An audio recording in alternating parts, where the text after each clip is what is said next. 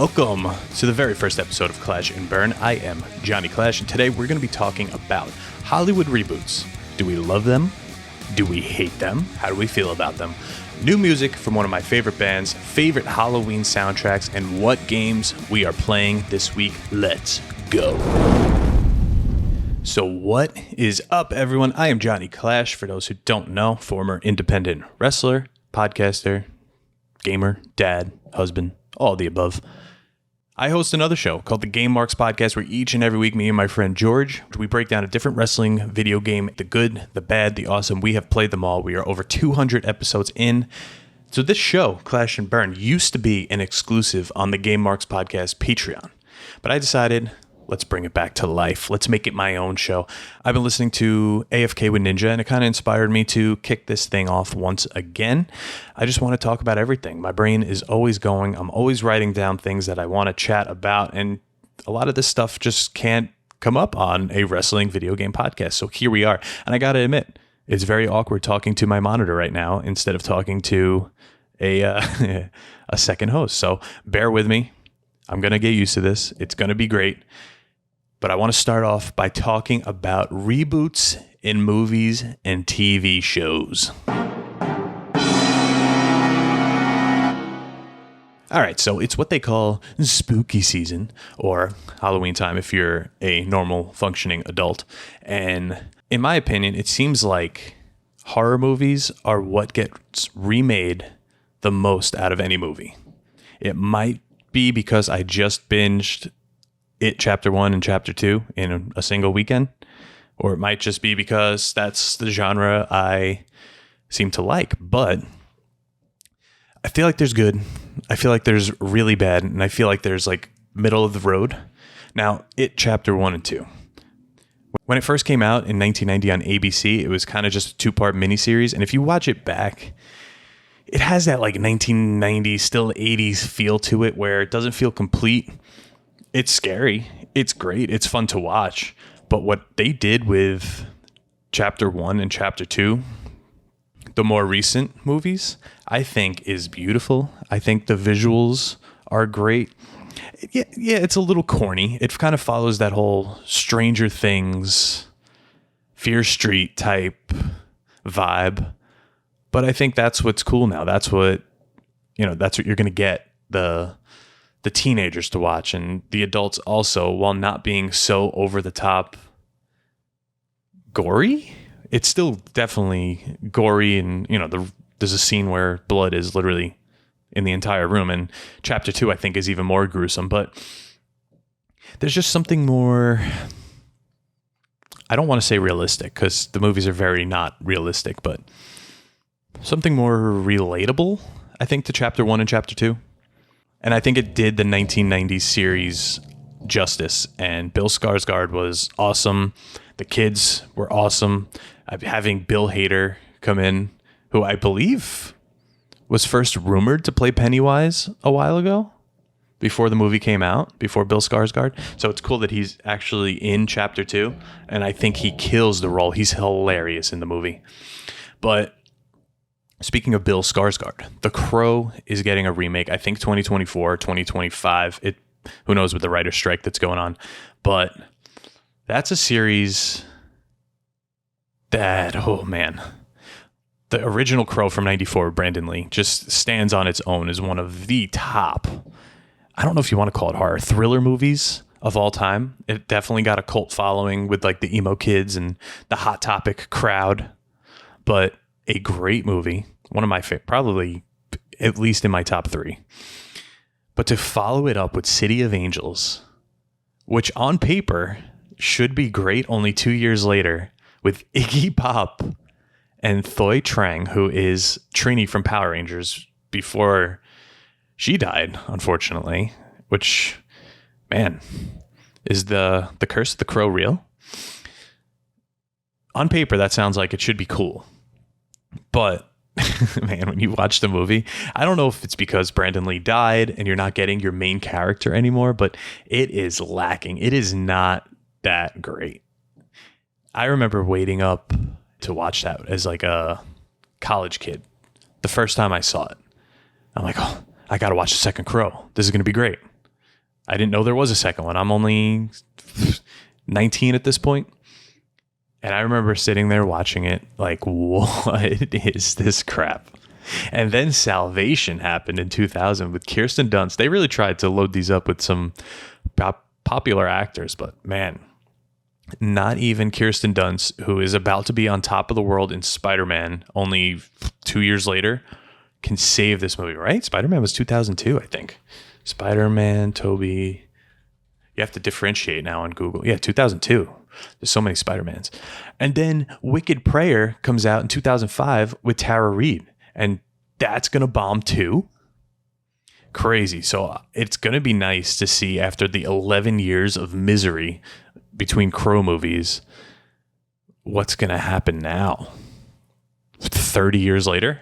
Man, I think Bill Skarsgård looks the part. I think he's going to be great, especially after seeing him as Pennywise. And he's going to do... I think everyone needs to give it a fair shot because reboots, remakes, they get a lot of flack.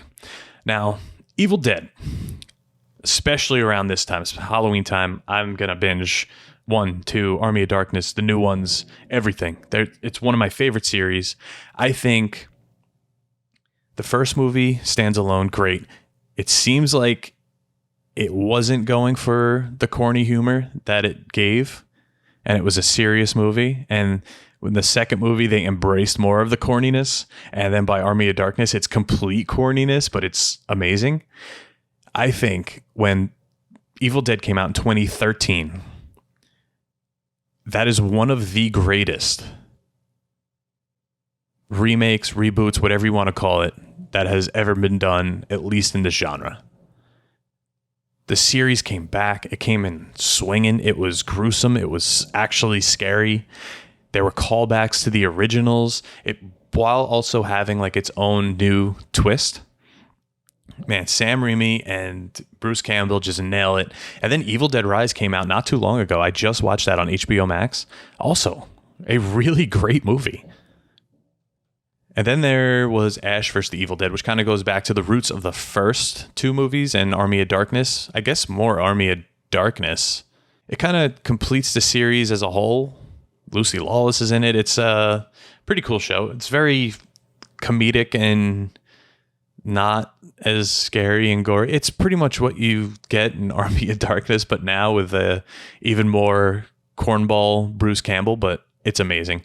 Now, let's talk about some bad remakes here. Psycho. The first movie came out. I'm going to look this up. The first movie came out in 1960s. And to me, it was perfect. Great story, easy to follow, black and white, which always makes everything that much better, especially watching now. But then the 1998 one comes out, and it is word for word the same exact story, but now you're getting Vince Vaughn as Norman Bates. It's a little weird. You do get Julianne Moore. That's funny. They reunite in Jurassic Park: The Lost World. I never thought of it that way.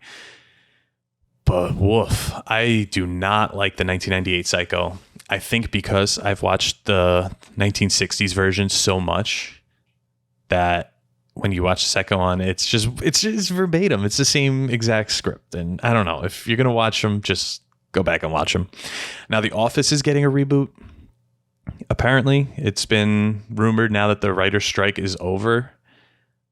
But I really hope they just go in with a fresh new mindset, a fresh new script, new characters, maybe bring back one or two characters from the background of the original Office, but don't overdo it. Don't try to, what is it? Don't strike fire twice. I don't know. Lightning doesn't strike twice. There we go. I think that's it. From where The Office ended, like season 7, 8, and 9. Not the best. Still had its following, still has its cult following, even today. Everyone swears by The Office. I swear by The Office. I listen along with Office Ladies every week and then watch the episode that they're talking about. So I'm still following along. It's probably my 4th or 5th watch through ever. But I'm going to watch a remake of it, but it's going to depend on who's the cast, what they can get away with, And yeah, I mean, that 70s show is also one of my favorite shows, but I didn't even touch that 90s show, and I probably won't. Dexter, another reboot. No, yeah, not a remake, reboot. That I was very hyped for. It took me almost 2 years to watch it because I didn't have Showtime and all that. And when I finally did the trial just to watch Dexter, I think it was worth it. I think that was the ending they should have went with all along. I know a lot of people will say that. And I know one of the alternate theories was originally Dexter was going to die and the whole show was going to be through the looking glass of him getting a lethal injection, which would have been cool. But people still would have complained. I just thought the whole ending of the original Dexter was super weird with the boat and the storm and Dexter surviving, that you kind of knew that eventually it was going to go this way. And it remains to be seen if they're going to do another one with Harrison. This video is sponsored by Dubby. Complete jitterless energy to help you be better and catch that dub.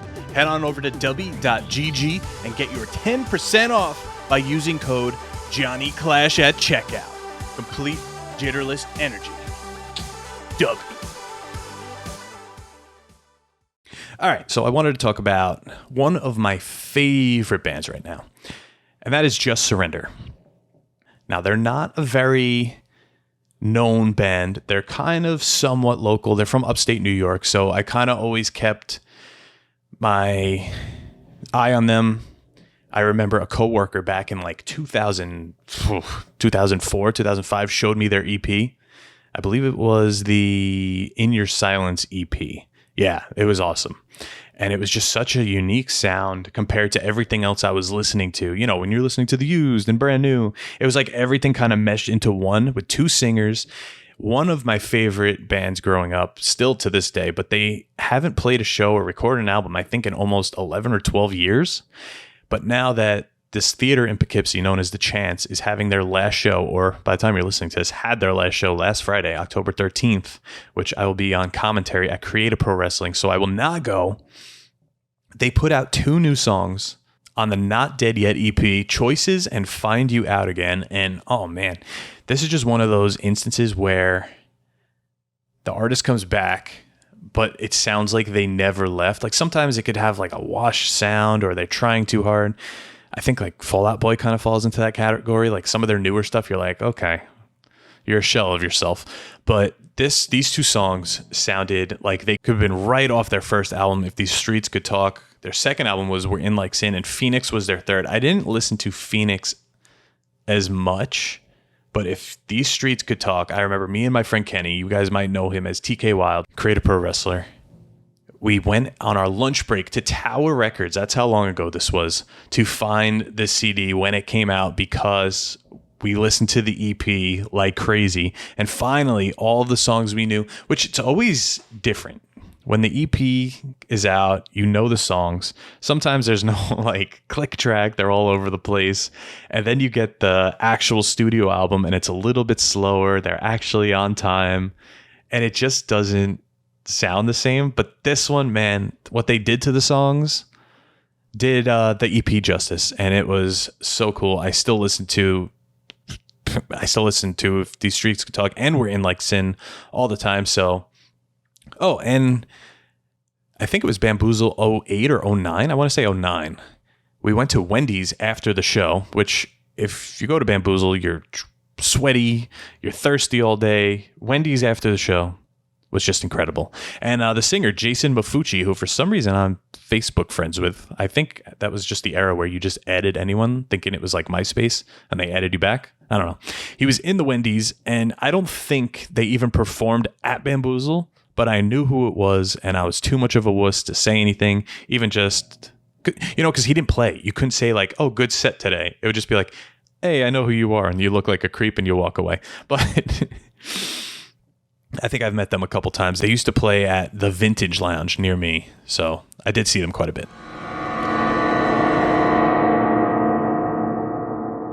All right, now, while talking about spooky season and Halloween, let's talk about some scary soundtracks, some Halloween soundtracks. For some reason, growing up, This one sticks out with me probably more than any.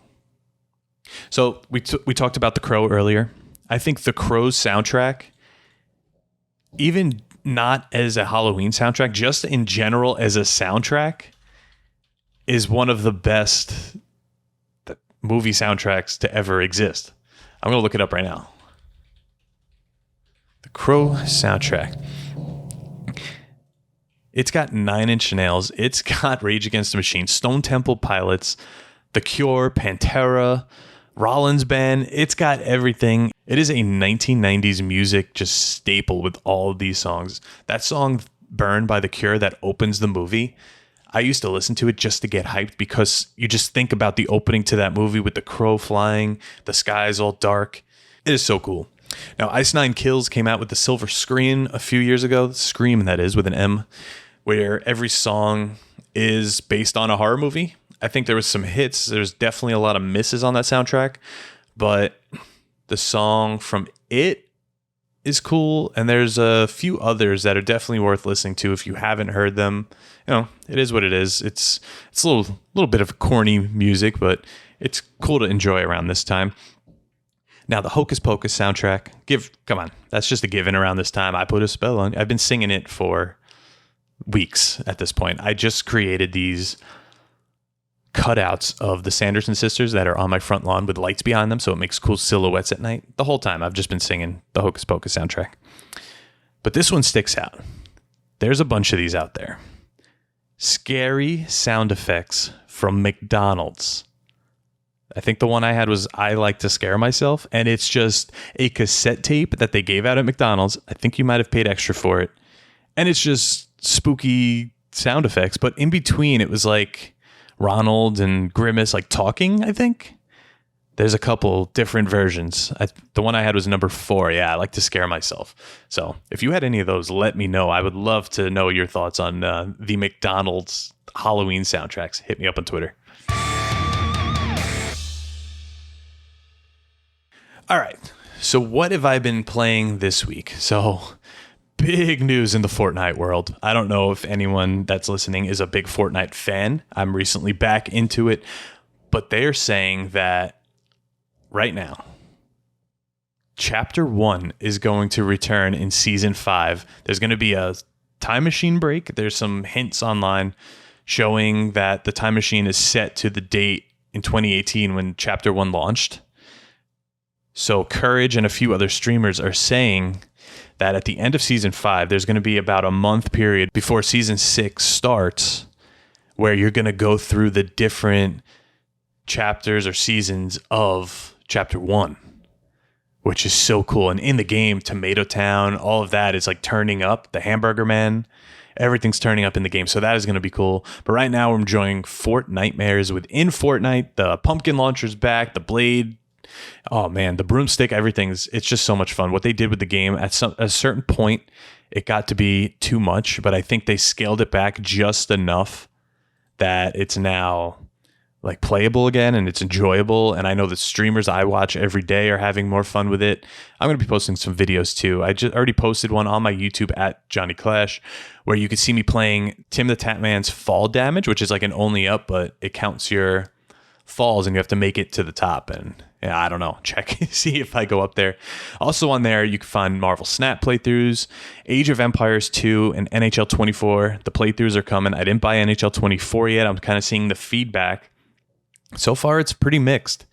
I mean, I think this is the first year in a while that they changed some actual controls in the game.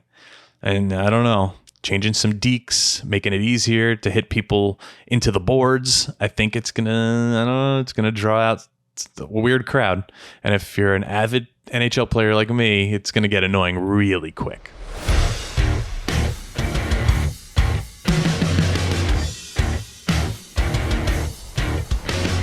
All right, so I want to call this segment Honest Review Time. This is where I will review a game, a movie, TV show, anything.